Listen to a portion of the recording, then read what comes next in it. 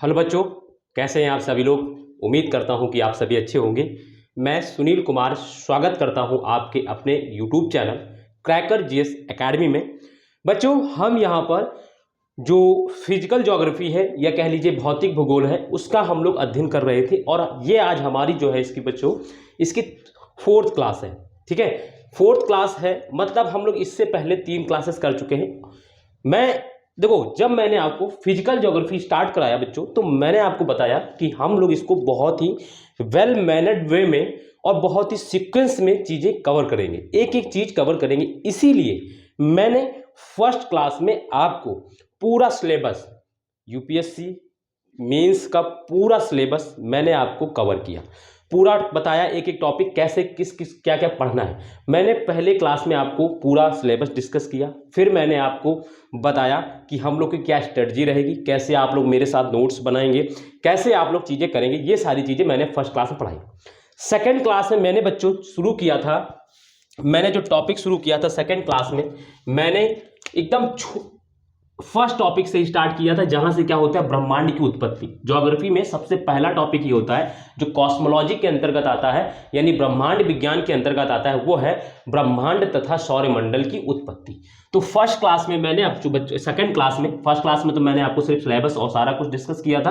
Then second class में बच्चों मैंने आपको जो है शुरू किया था ब्रह्मांड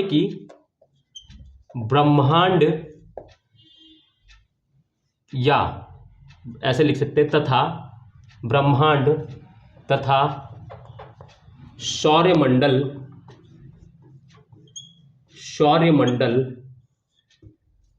की उत्पत्ति।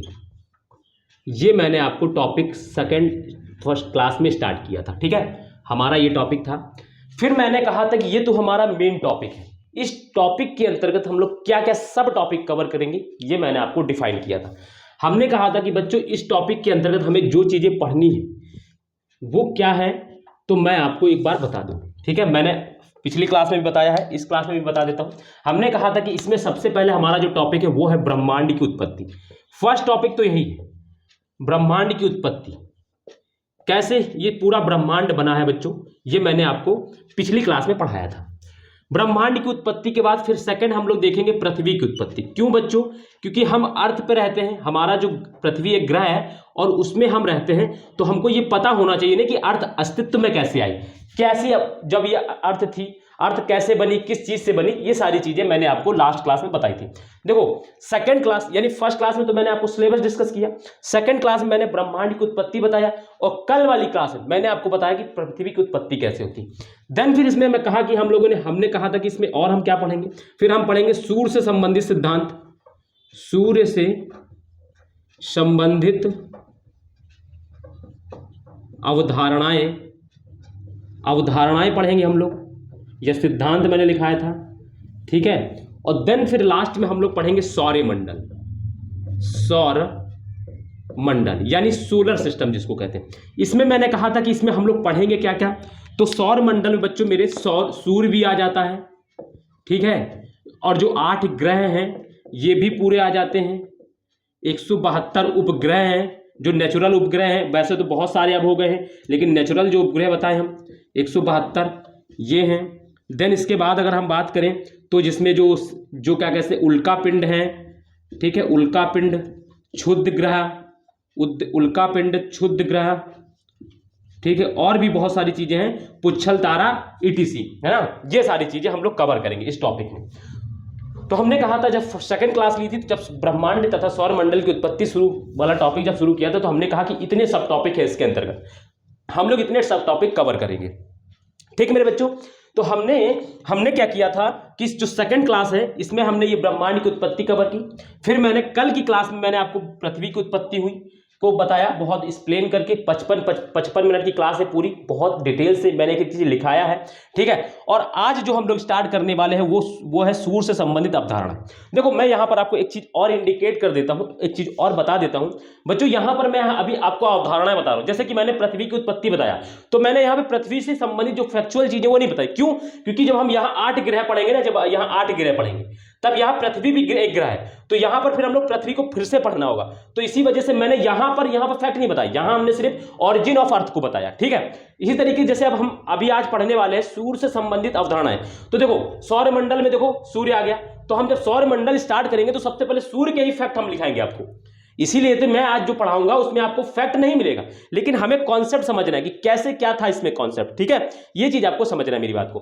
बाकी सौरमंडल के अंदर देखो सूर्य आ जाएगा, 8 ग्रह में पृथ्वी भी है, तो ये सारे फैक्ट वहां मिल जाएंगे आपको। यहां मैं सारा आपको फैक्ट वाला काम करा दूंगा, ठीक है। तो आप बिल्कुल परेशान नहीं होंगे, एकदम सीक्वेंस में एकदम वेल मैनेड वे में चीजें कराई जाएंगी, आप बिल्कुल परेशान मत होइए। बस खाली क्लास को बैठ के देखिए। और हाँ, एक चीज और मैं आपको बता दूं, जब आप क्लास को देखें तो बच्चों ऐसा नहीं कि यार जो पिक्चर चल रही है आप आके बैठ गए और पढ़ने लगे, नहीं।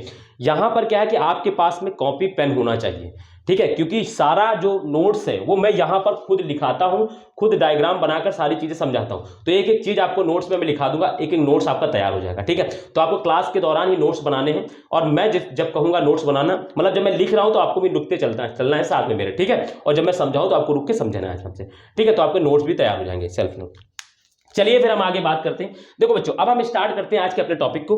तो जो भी बच्चे नए हैं बच्चों, आराम से आप बैठ के क्लास आज की देखेंगे, कोई टेंशन नहीं होगी।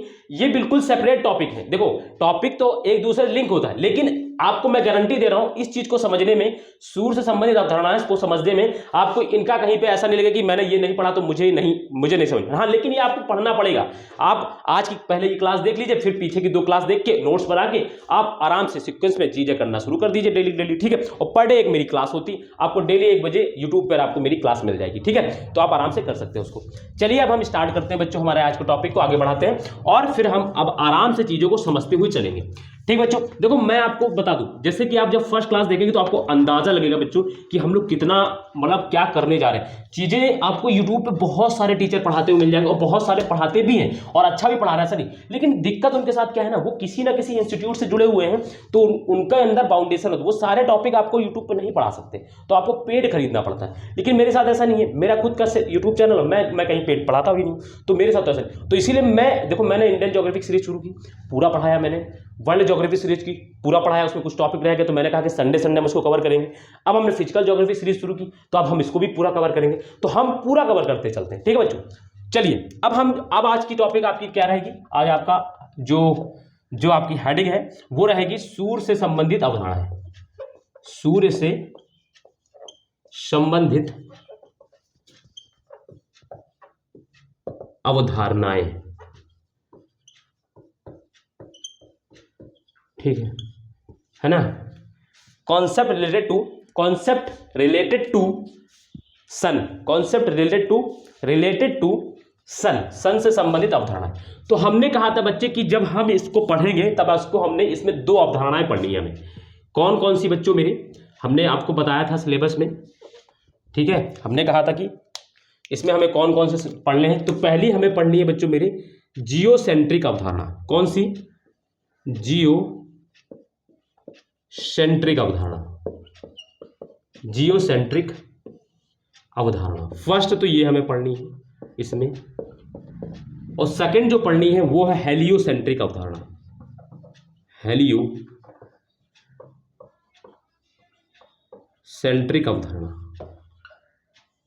ठीक है। ये हमें कवर करना, ये 2 चीजें इसके अंतर्गत पढ़नी है हमें, ठीक है बच्चों। दिख रहा है ना आपको, सारा कुछ क्लियर है, कोई बच्चों दिक्कत वाली बात तो नहीं आपके लिए? हाँ, कोई दिक्कत नहीं है, वैसे तो आपको सारा कुछ क्लियर ही है। चलिए ठीक है। चलिए अब सूर्य से संबंधित जब हम अवधारणाएं पढ़ते हैं तो हम सबसे पहले एक चीज ये जान लो, क्या था कि जैसे कि आप लोग पिछली क्लास में अगर आप देखेंगे तो मैंने आपको ब्रह्मांड की उत्पत्ति बता दी। तो ब्रह्मांड का क्या था, ब्रह्मांड की उत्पत्ति हो गई, सारा कुछ चल रहा था।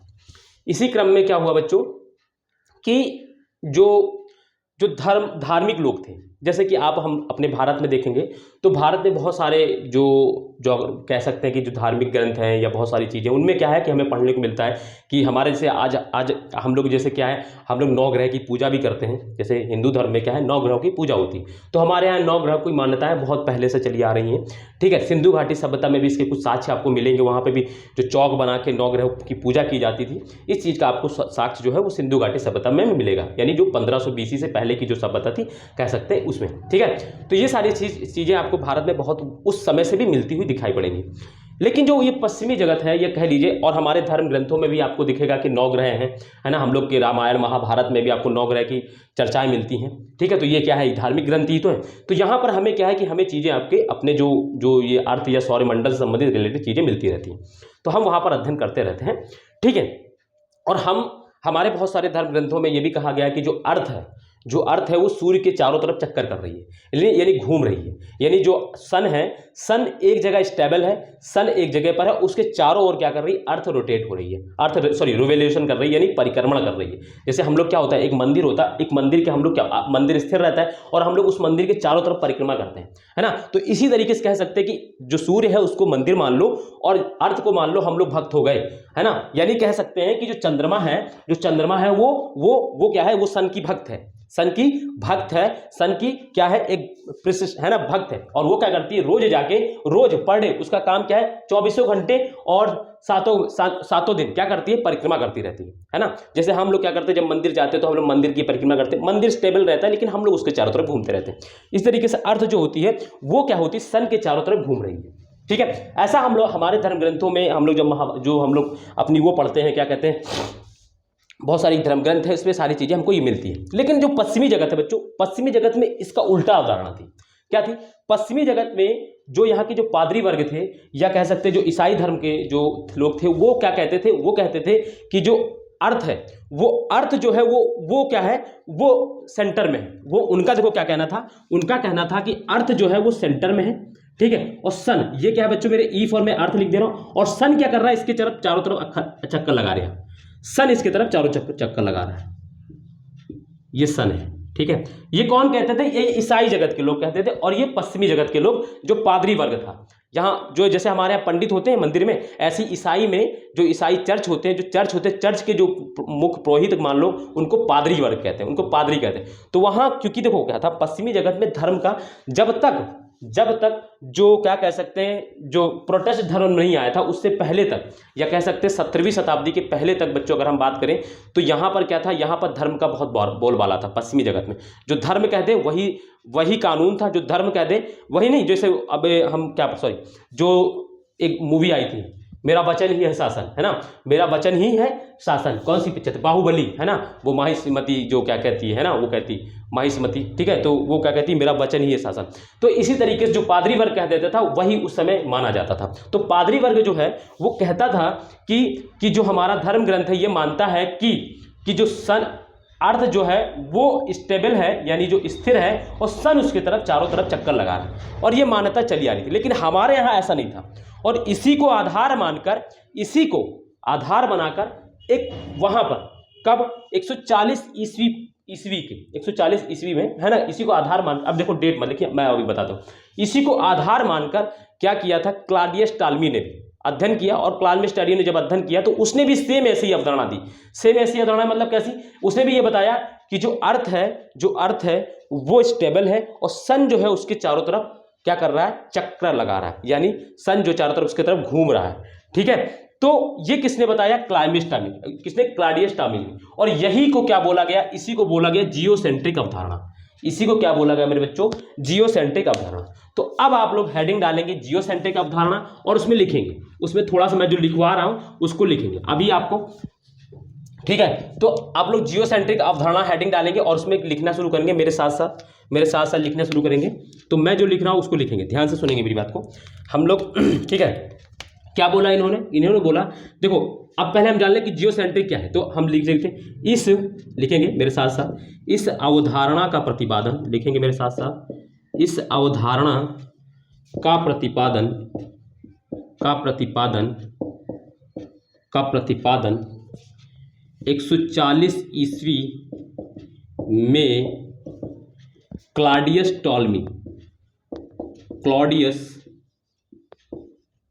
टॉलमी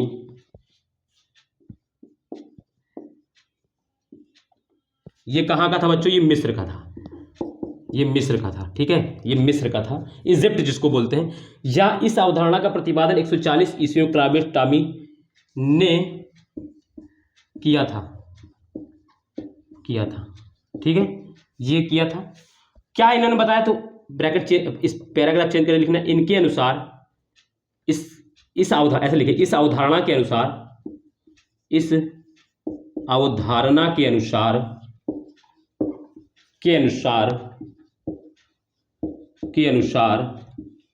ठीक है, के अनुसार पृथ्वी केंद्र में है,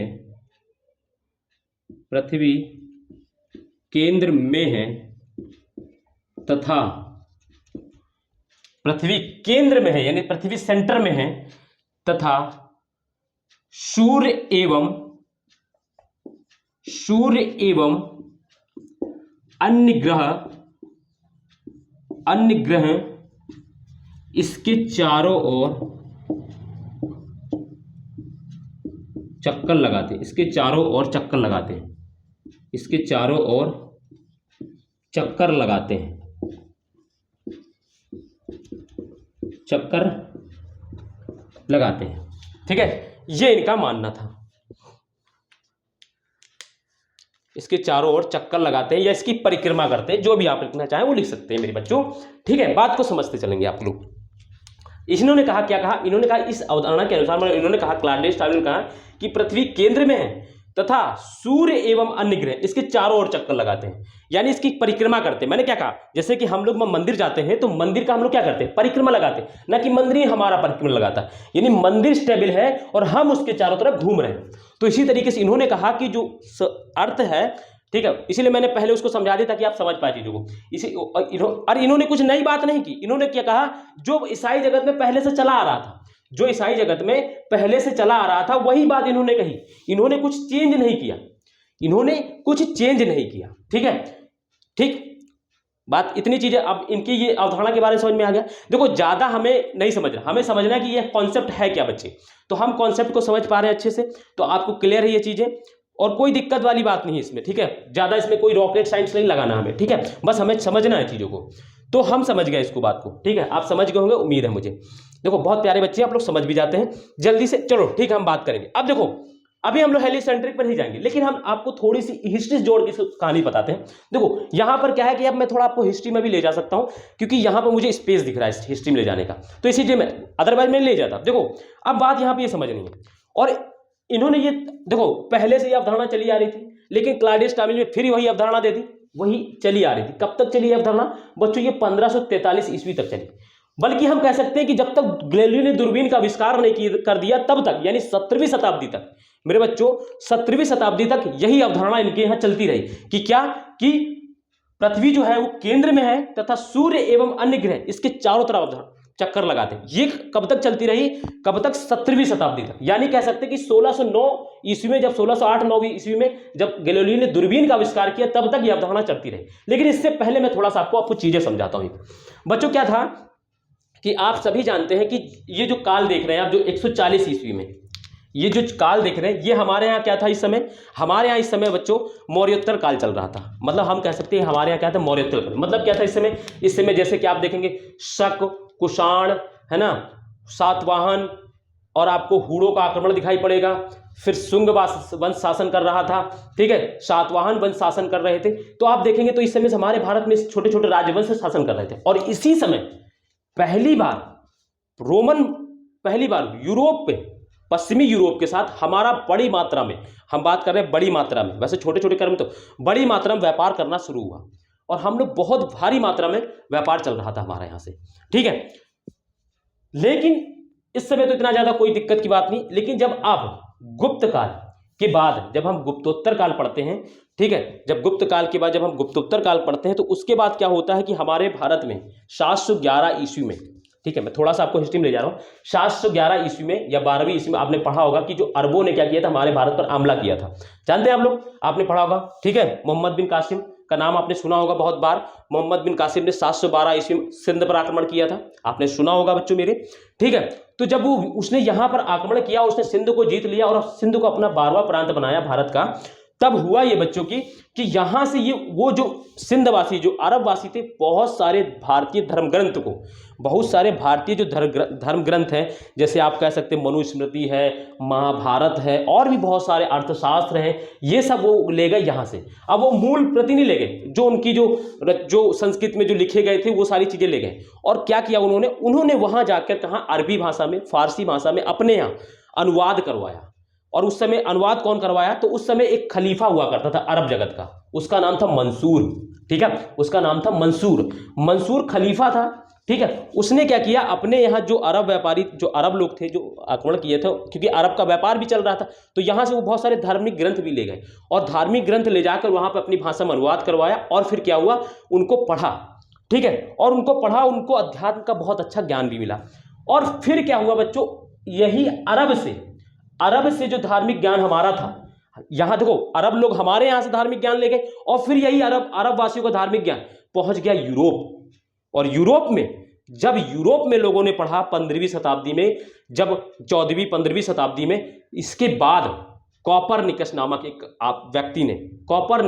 व्यक्ति ने कहा कि ये जो आज तक जो अवधारणा पृथ्वी संबंधित चली आ रही है गलत है। और ये अवधारणा क्या है, उसने पहली बार कहा कि अर्थ नहीं केंद्र में है, सूर्य केंद्र में है, और सूर्य के चारों ओर अर्थ एवं यानी पृथ्वी एवं अन्य ग्रह चारों उसकी परिक्रमा कर रहे हैं। किसने पहली बार कहा ये शब्द? कॉपरनिकस ने। कब, कहां पर? पश्चिमी जगत में। हमारे भारत में तो पहले से चल रहा था ये चीज याद रखना कॉन्सेप्ट को। हमारे भारत में ये कॉन्सेप्ट तो पहले से चला आ रहा था कि सूर्य केंद्र में और अर्थ उसके चारों तरफ परिक्रमा लगा रही। लेकिन पश्चिमी जगत में पहली बार किसने कहा? तो कॉपरनिकस ने कहा। और मैं आपको एक चीज बता दूं बच्चों, बड़ी जो ये लोग पश्चिमी जगत के जो लोग कहते रहते हैं कि बहुत सभ्य समाज था ये, बच्चों मैं बता दूं, जब कॉपरनिकस ने, जब ये अवधारणा, इनकी जो पादरी जगत है, जो पादरी या ईसाई धर्म जो कहता था कि पृथ्वी केंद्र में है और सूर्य एवं अन्य ग्रह चारों ओर चक्कर में लगाते हैं, और जब कॉपरनिकस ने उनके इस सिद्धांत को गलत साबित किया तो कॉपरनिकस की जान पर बन पाई दोस्तों। उनको मतलब मारने के लिए, समझ लो एक तरीके से जैसे मुस्लिम जगत में फतवा जारी नहीं होता है, वैसे उसके खिलाफ समझ लो फतवा जारी हो गया बच्चों। उसने अपनी जान बचाने के चक्कर में उसने ईसाई जगत जो कह सकते हैं जो चर्च है उसके सामने माफ़ी मांगी, कोर्ट में उसने माफ़ी मांगी, और उसने कहा कि जो मैं बोला है वो मेरी गलती है, ये ऐसा नहीं है। उसने माफ़ी मांगी, और उसकी ये जो अवधारणा है इसको छपने नहीं दिया गया, मतलब वो छपा नहीं। छपा का बच्चों जब 1609 ईस्वी में गैलीलियो ने दूरबीन का आविष्कार किया, और जब दूरबीन के माध्यम से जब ब्रह्मांड का अध्ययन किया गया, तब पहली बार पता चला कि नहीं, गैलीलियो जो कह रहा था या जो भारतीय जगत के जो धार्मिक ग्रंथ जो कह रहे थे वो बात सत्य है, जो ईसाई जगत में जो बातें चल रही थी वो गलत प्रचलित थी। और तब जाके कॉपरनिकस के सिद्धांत को हम लोग आज पढ़ते हैं। ठीक है, आज हम लोग पढ़ते हैं। और सोचो अगर गैलीलियो ने अगर सोचो उसने दूरबीन का आविष्कार नहीं किया होता, तो सोचो हम लोग क्या पढ़ रहे होते।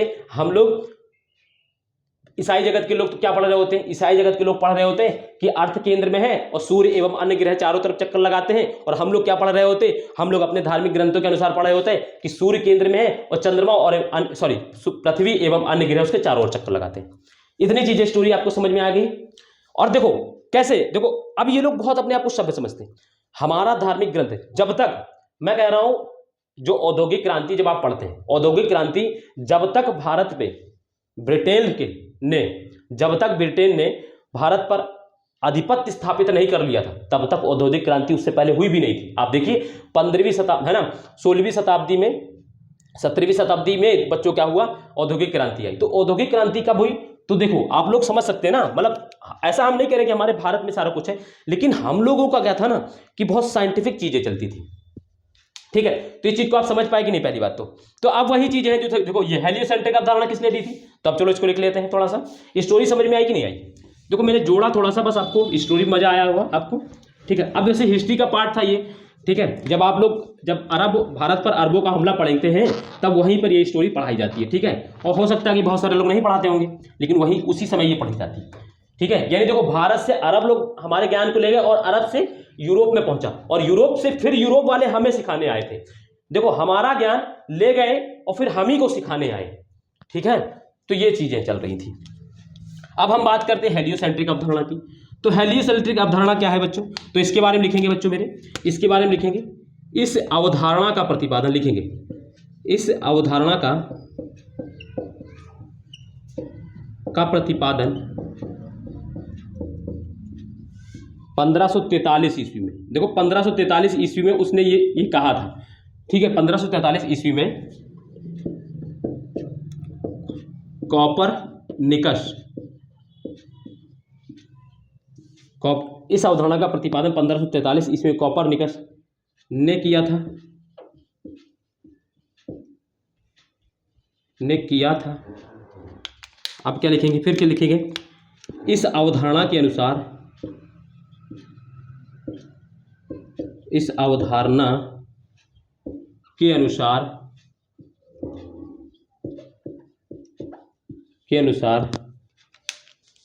सूर्य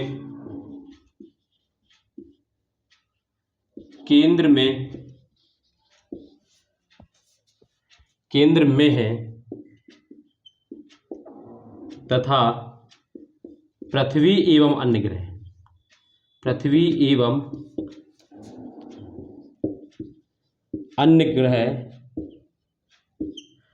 ग्रह इसकी परिक्रमा करते हैं।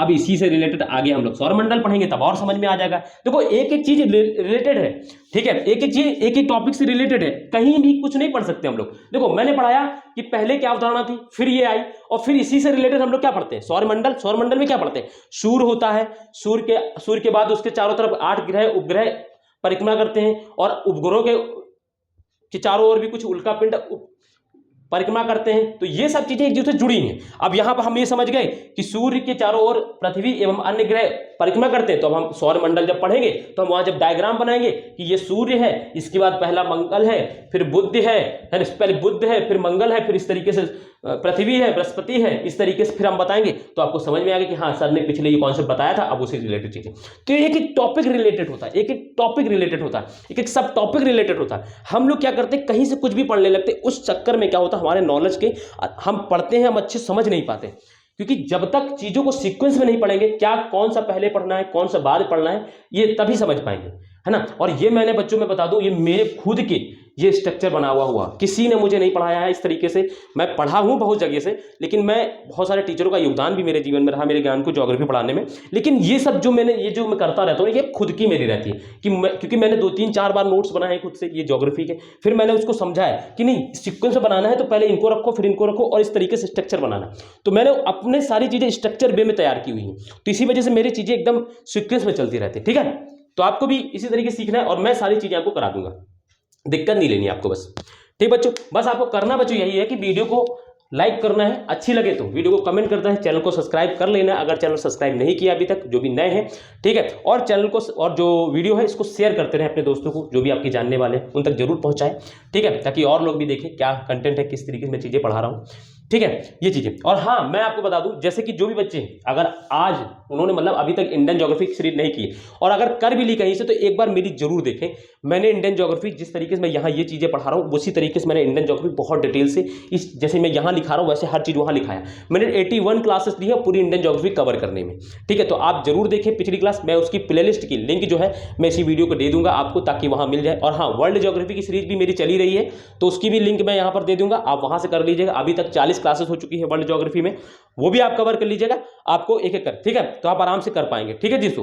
तो चलिए हम ये समझ पाए, लेकिन हम चलो इसमें और थोड़ा सा आपको लिखा देते हैं, आपको बुकों में यहीं तक लिखेगा, मतलब बहुत सारे लोग यहीं तक पढ़ाते हैं, वैसे तो पहले ये बात ये चीज़ पढ़ाते ही नहीं है, और पढ़ाते भी तो ये चीज़ें ऐसे लिखाते हैं। तो अब इसमें देखो, लेकिन इसमें ये लिख लिया, इसको समझ गए, ठीक है। तो किसने पहली बार कहा ईसाई जगत में, यानी कह सकते हैं पश्चिमी जगत में पहली बार किसने बताया, कोपरनिकस ने ही बताया कि सूर्य केंद्र में है ईसाई जगत में, लेकिन हमारे भारत में पहले से चला आ रहा था, ये चीज याद रखना, ठीक है, ठीक है, ठीक। तब हम बात करते हैं, आगे बात करते हैं। देखो हम आगे बात जब करेंगे तो हम इसमें एक चीज और आगे लिखना है, इसको पैराग्राफ चेंज करके लिखना है, मैं जो लिखा रहा हूं उसको लिखिएगा, पैराग्राफ चेंज करके लिखिएगा। परंतु इस अवधारणा को पश्चिमी ईसाई जगत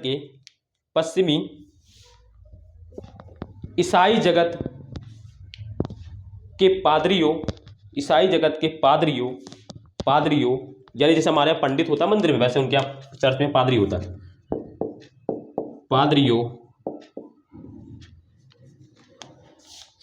पादरियों ने नकार दिया,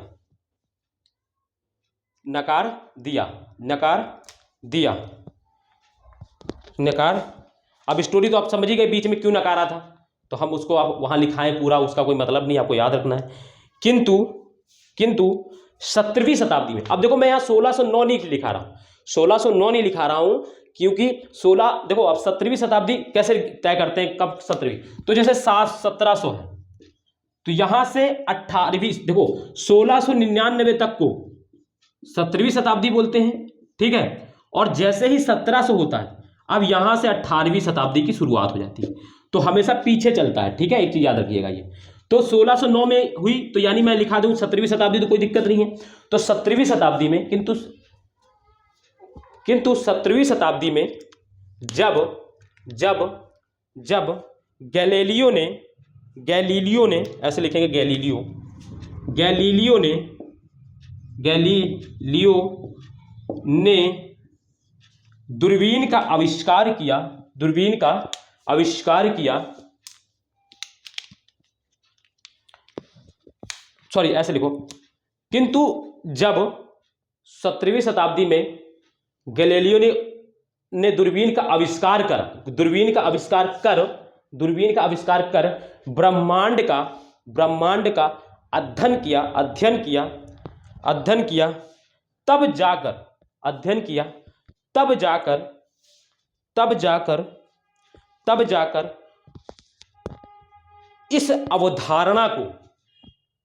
तब जाकर इस अवधारणा कौन सी, ऊपर वाली, इस हेलियोसेंट्रिक वाली, इस अवधारणा को सत्य माना गया। लेकिन इससे पहले नहीं माना जा रहा था ना, 17वीं 1543 में दिया, इसको माफी मांगनी पड़ी अपने वक्तव्य पे कि नहीं मैंने जो कहा वो गलत है, जो पादरी वर्ग कह रहा है वही सही, जो धर्म में लिखा है वही सही, क्योंकि धर्म बहुत हावी था पश्चिम जगत में।